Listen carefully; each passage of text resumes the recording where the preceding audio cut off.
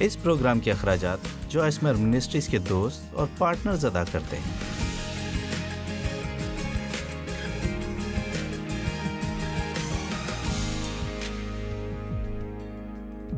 بنی اسرائیل 18 سال تک یہ کام کو ٹالتے رہے جو خدا نے انہیں کرنے کو کہا تھا۔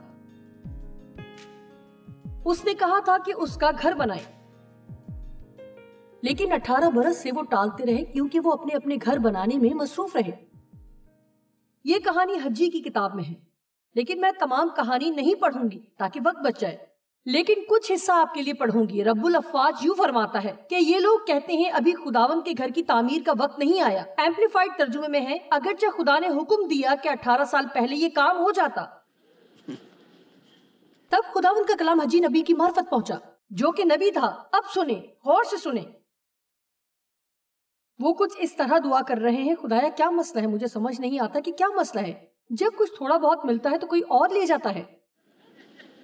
خدا نے ان کو پیغام بھیجا، تم جاننا چاہتے ہو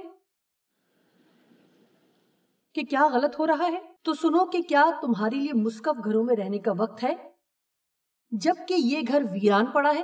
اور اب رب الافواج یوں فرماتا ہے اپنی روش پر غور کرو۔ تم نے بہت سا بویا پر تھوڑا کاٹا، تم کھاتے ہو پر آسودہ نہیں ہوتے، تم پیتے ہو پر پیاس نہیں بجھتی، تم کپڑے پہنتے ہو پر گرم نہیں ہوتے، اور مزدور اپنی مزدوری سوراخ دار تھیلی میں جمع کرتا ہے۔ ہاں خداوند میں جانتا ہوں، یہی تو میں پوچھ رہا ہوں۔ رب الافواج یوں فرماتا ہے اپنی روش پر غور کرو۔ سنیں، کیا کوئی جاگ رہا ہے؟ کیا یہ ممکن ہے؟ میں یہ نہیں کہتی کہ یہ ممکن نہیں ہے، اب غور کریں، لیکن کیا یہ ممکن ہے کہ شاید آپ کا مسئلہ آپ کی اپنی کی ہوئی غلطیاں ہیں؟ ہو سکتا ہے کہ شاید ایسا نہ ہو، لیکن میں جانتی ہوں کہ یہی خدشہ ہے۔ لیکن میں یہ کہنا چاہتی تھی تاکہ آپ اس پر غور کریں، جبکہ آپ ابلیس اور دوسروں پر اس کا الزام لگا رہے ہیں، حکومت پر الزام لگا رہے ہیں۔ شاید آپ کو اس بارے میں کہنا چاہیے تھا کہ خدایا کیا مجھے کچھ کرنا چاہیے تھا جو میں نے نہیں کیا؟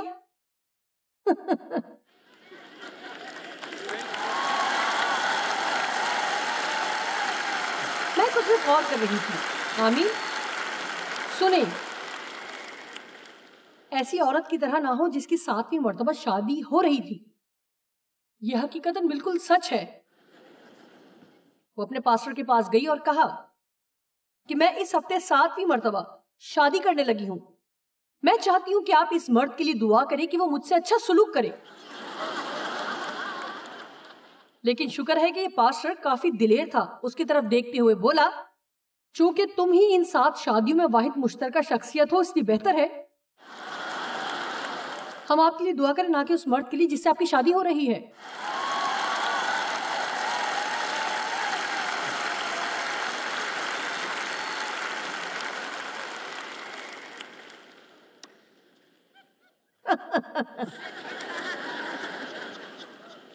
میں تو نہیں ہو سکتی،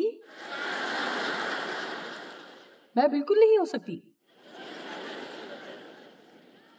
مجھے یاد ہے جب میں ڈیو کے لیے دعا کر رہی تھی کہ وہ بدل جائے، ایک دن خدا نے کہا ڈیو اصل مسئلہ نہیں ہے، تو میں نے کہا اور کون ہے؟ یہاں میرے علاوہ اور کون ہے؟ تو یہ تو ممکن ہی نہیں کہ یہ میں ہو سکتی ہوں۔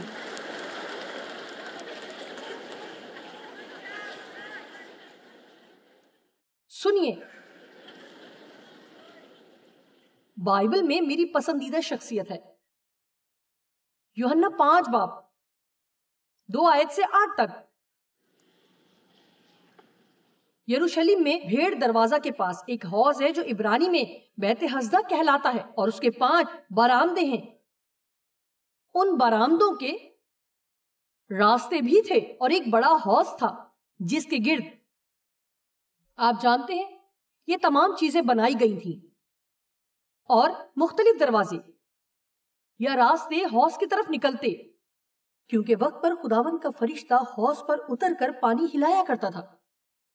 پانی ہلتے ہی جو کوئی پہلے اترتا تو شفا پاتا، اس کی جو کچھ بیماری کیوں نہ ہو، سال میں 1 مرتبہ۔ اور ان برآمدوں میں بیماروں کی بڑی تعداد ہوتی، اندھے، لنگڑے، فالج زدہ. اور دوسرے، اب ایک شخص ایسا تھا جو وہاں 38 برس سے تھا. جب یسوع نے اسے وہاں پڑا ہوا دیکھا، وہ جانتا تھا کہ وہ کافی عرصے سے وہاں پر ہے. یسوع نے کہا، کیا تو شفا پانا چاہتا ہے؟ کیا یہ عجیب سوال نہیں ہے؟ لیکن دیکھیں، اس کا اور بھی کچھ مطلب ہے.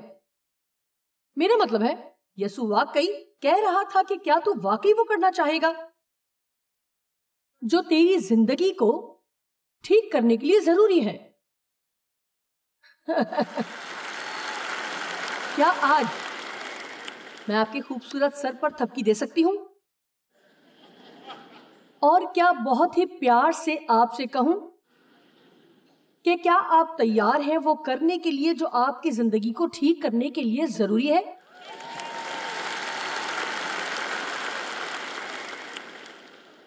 یہ کام آپ کے پاسٹر کا آپ کے لیے دعا کرنے سے بڑھ کر ہے. یہ مجھے ٹی وی پر دیکھنے اور سننے سے زیادہ بڑا کام ہے. یہ کانفرنس پر آنے سے زیادہ بڑا کام ہے، کیونکہ یہ سب کام آسان ہے کہ بیٹھ کر میری حصے مزاح پر ہنستے رہیں اور رونے کی کوشش نہ کریں.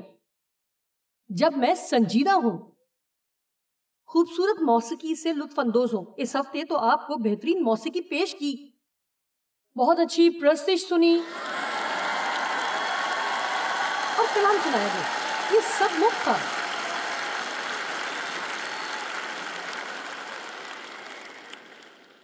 آپ کو ٹکٹ بھی خریدنا نہیں پڑا اور کچھ کہنا بھی نہیں پڑا. آپ کو کچھ بھی کرنا نہیں پڑا. آپ صرف آئے اور بیٹھ گئے. ٹھیک ہے،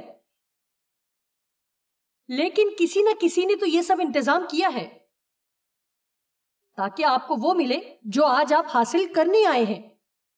جب آپ میں سے کچھ نے جب ہاتھ اٹھایا اور بتایا کہ وہ پارٹنرز ہیں، یہی لوگ ہیں جنہوں نے آپ کی سیٹوں کا خرچہ دیا. آمین.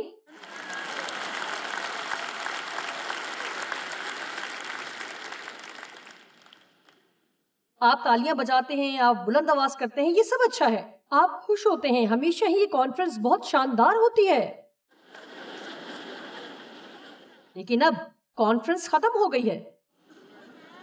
ابھی نہیں، لیکن بعد از دوپہر آپ کہیں گے کانفرنس ختم ہو گئی ہے، اور پھر آپ کو اتنی اچھی موسیقی نہیں ملے گی، نہ روشنیاں، نہ میڈیا. پھر آپ گھر جائیں گے اسی بدحالی میں جیسے آئے تھے. میں آپ سے جھوٹ نہیں بولوں گی. میرے پاس ایسا کوئی پیغام نہیں ہے جو آپ کے تمام مسائل غائب کر دے، لیکن ایک پیغام ہے جو آپ کو مکمل طور پر بدل سکتا ہے، جس کی آپ پرواہ نہیں کرتے. آمین. یہی وہ نقطہ ہے. ہم مسلسل کوشش کرتے ہیں خدا ہمارے مسائل حل کرے، لیکن وہ ہمیں بدلنا چاہتا ہے. مجھے بہت مزہ آ رہا ہے، پتہ نہیں کیوں. چلیں دوبارہ کلام کے اس حصے کی طرف چلتے ہیں، بیمار شخص کے پاس. جانتے ہیں یسوع نے اس سے کہا، کیا تو واقعی تندرست ہونا چاہتا ہے؟ آدمی نے کہا، اب اس بیمار شخص کا جواب سنیں. خداوند، میرے پاس کوئی آدمی نہیں کہ جب پانی ہلایا جائے تو مجھے حوض میں اتار دے، بلکہ میرے پہنچتے پہنچتے دوسرا مجھ سے پہلے اتر پڑتا ہے. اس پر کبھی زیادہ نہیں سوچا. میں اس حوالے پر 42 سال سے منادی کر رہی ہوں، اور شاید آپ اس شخص کے بارے میں سن سن کر تنگ آ گئے ہوں، لیکن مجھے یہ کلام سنانا ہے کیونکہ اسے وہاں پر پڑے ہوئے 38 سال ہو گئے. میرا خیال ہے کہ 38 سال میں یہ کم از کم تھوڑا تھوڑا کرتے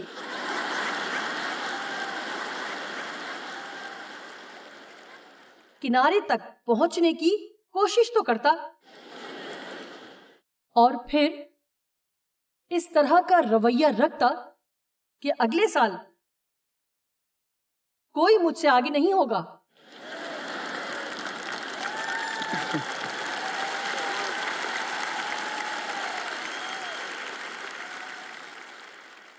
کیونکہ جب فرشتہ آئے گا تو میں اس قدر کنارے پر ہوں گا کہ میں سب سے پہلے خود کو پانی میں گرا لوں گا. شاید آپ کے خیال میں یسوع کو اس شخص پر ترس آیا ہوگا، لیکن نہیں. تم 38 سال سے یہاں پڑے ہوئے ہو. او خدایا، کوئی تم سے پہلے ہی پانی میں اتر جاتا ہے. اوہ، کوئی تمہیں پانی میں اتارنے والا نہیں ہے. لیکن یسوع نے اس سے کیا کہا؟ اٹھ جا. ایمپلیفائڈ بائبل ترجمے میں لفظ اٹھ کے بعد علامت استجاب ہے، اور پھر پتا نہیں مجھے یہ حصہ بہت پسند ہے. اور کہا اپنی چارپائی اٹھا. دوسرے لفظوں میں اپنا گن سمیٹ لو جو 40 سال سے تم نے جمع کیا ہے اور بیابان میں بھٹکتے پھرتے رہے ہو. سنیں.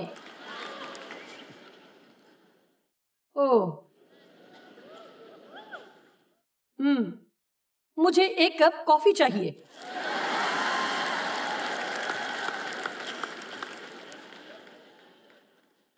میں اکثر منادی کرتے ہوئے سوچتی ہوں کہ مجھے ایک کپ کافی چاہیے.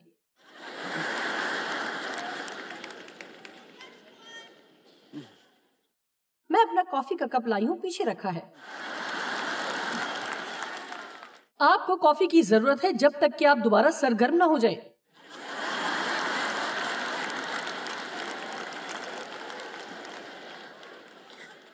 اب آپ کو جان کر خوشی ہوگی کہ غلط ذہنیت نمبر 3 کیا ہے. اس پر کل رات غیر ارادی طور پر کلام سنایا. مہربانی سے میرے لیے سب آسان کر دو، میں اور برداشت نہیں کر سکتی کیونکہ حالات بہت مشکل ہیں. لیکن درست رویہ کہے گا آنے دو، میں مسیح میں وہ سب کچھ کر سکتی ہوں.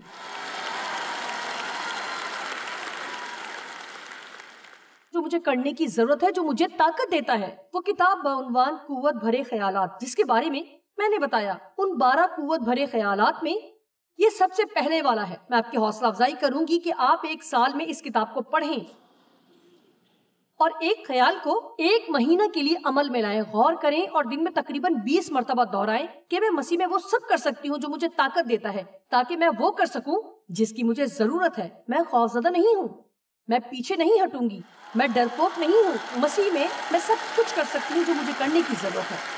اگر آپ ایسا کریں گے تو آپ اس سب کے لیے تیار ہوں گے جو ہونے کو ہے. اگر آپ یہ سوچتے ہیں کہ ایک دن آپ ایسی جگہ ڈھونڈ لیں گے جہاں آپ کو کوئی بھی مسئلہ نہ ہو، تو آپ کو ابلیس دھوکہ دے چکا ہے، کیونکہ یہ زندگی حقیقی نہیں ہے. ہماری زندگی میں ایسا وقت آتا ہے جب سب اچھا ہوتا ہے، لیکن آپ جانتے ہیں کہ ہماری زندگی میں مختلف موسم آتے ہیں. سردی سے گزرتے ہیں، اور پھر باہر کا موسم جسے ہم سب پسند کرتے ہیں، اور پھر گرمی کا موسم. مجھے خزاں خاص طور پر پسند ہے. اور بہت زیادہ طوفان جن کی کوئی اطلاع بھی نہیں ہوتی. آمین. یہ بہت مشکل ہے، میری برداشت سے باہر. مجھے استثناء 8 باب پسند ہے کیونکہ میں نے ایسی زندگی گزاری اور نہیں جانتی تھی کہ میری زندگی میں کیا ہو رہا ہے. میرا مطلب ہے کہ سب کچھ بہت مشکل تھا. میرے خدایا، میں آج 7,000 لوگوں کے سامنے کھڑی ہوں.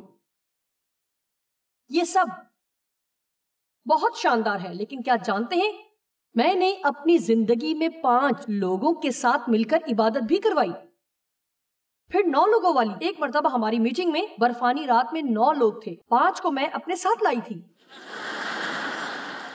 مطلب یہ کہ میں نے کھانے پینے کی جگہوں پر بھی تعلیم دی ہے جہاں پہلے نیچے گرے ہوئے کھانے کے گند کو صاف کرنا پڑتا. اس سے پہلے میں نے کلیسیاؤں میں منادی کی جو اتنے مردہ تھے کہ آپ 5 گھنٹوں تک چیختے رہیں لیکن کسی کے چہرے پر ہلکی سی مسکراہٹ بھی نہ آتی. مجھے وہ سال یاد ہے جب میں اور ڈیو ہائی وے پر گاڑی میں جا رہے تھے اور کار کے پیچھے ہم نے چھوٹا ٹریلر لگا رکھا تھا. ہمارے پاس اتنے پیسے نہیں تھے کہ ہوٹل میں ٹھہر سکتے. پھر ہم کسی ریسٹورنٹ کی پارکنگ میں رکتے اور ڈیو کچھ دیر کے لیے سو جاتے تاکہ وہ ہمیں گھر پہنچا سکے.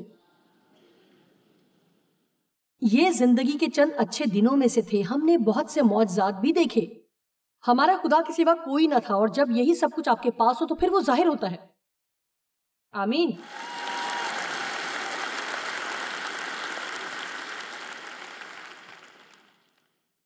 پھر خدا نے میری استثناء 8 باب تک رہنمائی کی۔ خداوند نے کہا، اور تو اس سارے طریق کو یاد رکھنا جس پر ان 40 برسوں میں خداوند تیرے خدا نے تجھ کو اس بیابان میں چلایا، تاکہ وہ تجھ کو عاجز کر کے آزمائے اور تیرے دل کی بات دریافت کرے کہ تو اس کے حکموں کو مانے گا یا نہیں۔ اور پھر 7ویں آیت میں لکھا ہے، کیونکہ خداوند تیرا خدا تجھ کو ایک اچھے ملک میں لیے جاتا ہے، وہ پانی کی ندیوں اور ایسے چشموں اور سوتوں کا ملک ہے جو وادیوں اور پہاڑوں سے پھوٹ کر نکلتے ہیں۔ میں تمہیں مشکل راستے سے لایا تاکہ تمہیں آزماؤں، حلیم بناؤں، تاکہ میں جانوں کہ تم وادی میں میرے حکموں کو مانو گے یا نہیں، کیونکہ پھر پہاڑ کی بلندی پر بھی نہیں مانو گے۔ کیا آپ سمجھ رہے ہیں کہ میں کیا کہہ رہی ہوں؟ کاش زندگی کچھ آسان ہوتی۔ آپ کو سیکھنا ہے کہ بیابان میں اس کی تابعداری کریں۔ آپ کو سیکھنا ہے کہ جو درست ہے وہ کریں جب کوئی آپ کو نہ دیکھتا ہو۔ اور جانتے ہیں، جب مقرر وقت آتا ہے آپ باقی چیزوں میں نہیں پھنستے، نہ برکات میں، نہ شہرت میں، اور نہ ہی دوسری باتوں میں۔ میں آپ کو بتانا چاہتی ہوں، میں خود سے بالکل بھی متاثر نہیں ہوں، بالکل بھی نہیں، کیونکہ میں اس عمل سے بار بار گزر چکی ہوں۔ میں کہوں گی کہ کچھ بنانے کے لیے سال لگ جاتے ہیں، خدا سب کچھ 5 سیکنڈ میں ڈھا سکتا ہے۔ میرے اندر خدا کا پاک خوف ہے۔ اس کا مطلب ہے کہ میں ارادی طور پر کچھ ایسا نہیں کروں گی جو میں جانتی ہوں کہ خدا چاہتا ہے کہ میں نہ کروں۔ اس لیے ہمیں کچھ پاک خوف کی ضرورت ہے۔ آپ کو پتہ نہیں چل رہا کہ اس پر تالی بجائیں یا نہ بجائیں۔ میں یہ نہیں کہہ رہی کہ خدا سے خوف زدہ ہوں، لیکن میں بات کر رہی ہوں کہ خدا کے لیے پاک خوف رکھیں۔ خدا کے لیے پاک خوف خدا ہے، اس لیے میں اسے نظر انداز کر کے اپنی مرضی سے سب کچھ نہیں کر سکتی جو میں چاہتی ہوں اور سوچوں کہ میری زندگی شاندار ہوگی۔ پہلا پطرس 4:12، اے پیارو، جو مصیبت کی آگ تمہاری آزمائش کے لیے تم میں بھڑکی ہے، یہ سمجھ کر اس سے تعجب نہ کرو کہ یہ ایک انوکھی بات ہم پر واقع ہوئی ہے۔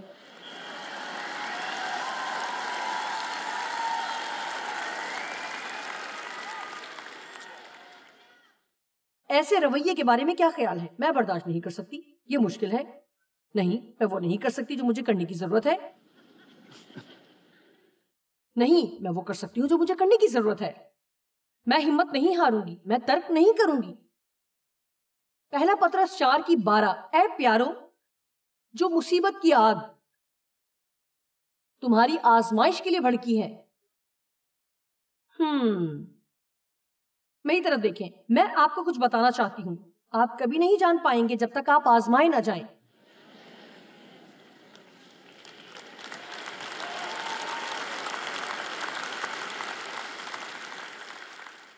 اکثر بہت سے لوگ سوچتے ہیں کہ ان کا ایمان بہت بڑا ہے، وہ اپنی کلیسیا میں ایمان کی اعلیٰ مثال ہیں، اپنے دوستوں کے لیے اور کلیسیاؤں کے لیے بھی۔ آپ سب کو بتا سکتے ہیں کہ خدا پر بھروسہ کیسے کیا جائے۔ بس خدا پر بھروسہ کرو، وہ تمہیں نکال لے گا۔ اپنی فکر اس پر ڈال دو اور فکر نہ کرو جب تک یہ آپ پر نہ بیت جائے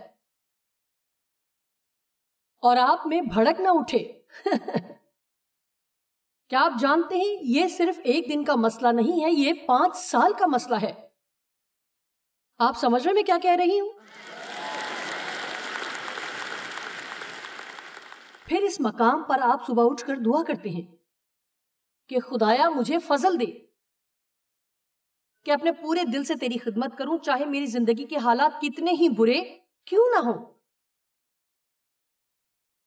آپ وہ کرتے ہیں جو درست ہے جب زندگی بھی آپ کے ساتھ اچھا نہ کرے۔ پھر آپ فتح کے مقام تک آ جائیں گے جو آپ سے کوئی نہیں چھین سکے گا۔ سنیں، آپ اسے کتنے بڑھنا چاہتے ہیں؟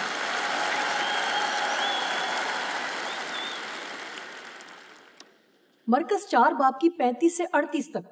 اسی دن جب شام ہوئی تو اس نے ان سے کہا، آؤ پار چلیں۔ میں آپ کو بتانا چاہتی ہوں کہ جب میں نے کیسٹ میں سب سے پہلا پیغام سنا وہ انہی آیات پر مشتمل تھا۔ آئیے اب آگے چلتے ہیں۔ اور وہ بھیڑ کو چھوڑ کر اسے جس حال میں وہ تھا کشتی پر ساتھ لے چلے، اور اس کے ساتھ اور کشتیاں بھی تھیں۔ یسوع نے کہا کہ اس پار چلیں۔ تب بڑی آندھی چلی اور لہریں کشتی پر یہاں تک آئیں کہ کشتی پانی سے بھری جاتی تھی، اور وہ خود پیچھے کی طرف گدی پر سو رہا تھا۔ کیا کبھی محسوس ہوا کہ جب خدا کی ضرورت ہوتی ہے تو وہ خود سویا رہتا ہے؟ بس انہوں نے اسے جگا کر کہا، اے استاد، کیا تجھے فکر نہیں کہ ہم ہلاک ہوئے جاتے ہیں؟ اس نے ان کو ڈانٹا کہ وہ کیوں خوفزدہ ہیں؟ میں ہوں نا۔ ہمیں یہ جاننے کی ضرورت نہیں ہے کہ خدا کیا کرے گا، ہمیں صرف یہ جاننا ہے کہ وہ موجود ہے۔ سنیں، اگر آپ مرکز 5 کی پہلی آیت سے پڑھتے جائیں تو لکھا ہے کہ اور وہ جھیل کے پار پہنچے۔ میں بتانا چاہتی ہوں کہ جب خدا کہتا ہے کہ یہاں سے چلیں اور دوسری طرف جائیں تو مجھے پرواہ نہیں کہ درمیان میں کتنے طوفان آئیں گے، لیکن آپ دوسری طرف پہنچیں گے اگر آپ ہمت نہ ہاریں۔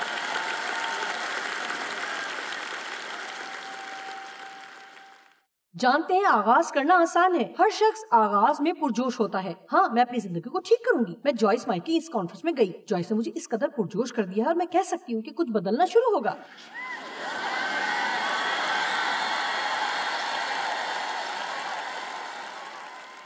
اور جب آپ آخر تک پہنچتے ہیں، فرض کریں کہ آپ 5 سال بعد آتے ہیں اور کہتے ہیں جوائس مجھے فتح مل گئی ہے، اب ہر چیز ہی شاندار ہے، لیکن آپ کو ان 5 سالوں کے درمیان ابھی بھی آپ کو بیچ کا راستہ طے کرنا ہے، اور یہی درمیان میں لوگ ہار جاتے ہیں۔ کیونکہ جب آپ یہاں سے جاتے ہیں تو اب وہ موسیقی نہیں ہے اور نہ ہی یہ ماحول ہے اور نہ دوسری چیزیں۔ اب ایک آخری حوالہ، متی 20 کی 20 سے 22 تک۔ اس وقت زبدی کی بیٹوں کی ماں نے اپنے بیٹوں کے ساتھ اس کے سامنے آ کر سجدہ کیا اور اس سے کچھ عرض کرنے لگی۔ اس نے اس سے کہا، تو کیا چاہتی ہے؟ اس نے اس سے کہا، فرما کہ یہ میرے دونوں بیٹے تیری بادشاہی میں تیری داہنی اور بائیں طرف بیٹھیں۔ یسوع نے جواب میں کہا، تم نہیں جانتے کہ کیا مانگتے ہو۔ جو پیالہ میں پینے کو ہوں کیا تم پی سکتے ہو؟ کیا آپ کو سمجھ آیا کہ وہ کیا کہہ رہا ہے؟ اچھا، تمہیں عزت کا مقام چاہیے، تو پھر اس کے لیے تمہیں امتحان سے گزرنا ہوگا۔ آمین، آمین، آمین۔ ہاں، میں یہاں کھڑی ہوتی ہوں، میں پوری دنیا میں ٹی وی پر آتی ہوں، یہ سب اچھا ہے۔ میں بتانا چاہتی ہوں کہ مجھے یاد ہے کہ میں نے آغاز کہاں سے کیا۔ مجھے وہ 40 سال یاد ہیں، اس لیے میں صرف اور صرف خدا کی ذات سے متاثر ہوں، خود سے نہیں، کیونکہ میں جانتی ہوں کہ میں کیا کر رہی ہوں شروع سے آخر تک۔ یہ خدا کا کام ہے۔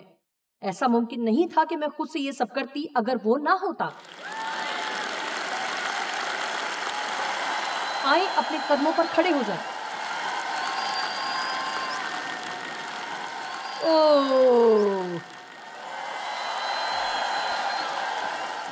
آئیں مشق کریں۔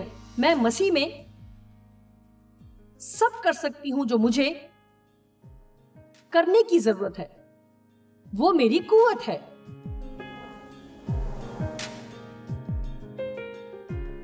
میں ہمیشہ کہتی ہوں کہ جہاں ہمارا ذہن ہے ہم وہیں جائیں گے۔ اپنی زندگی میں ہم انتخاب کر سکتے ہیں کہ کیا سوچیں اور خدا کے کلام کے مطابق سوچنا سیکھیں، تو وہ ہمیں طاقت دے گا کہ ہم وہ کر سکیں جس کا ہم نے سوچا بھی نہیں کہ ہم کریں گے۔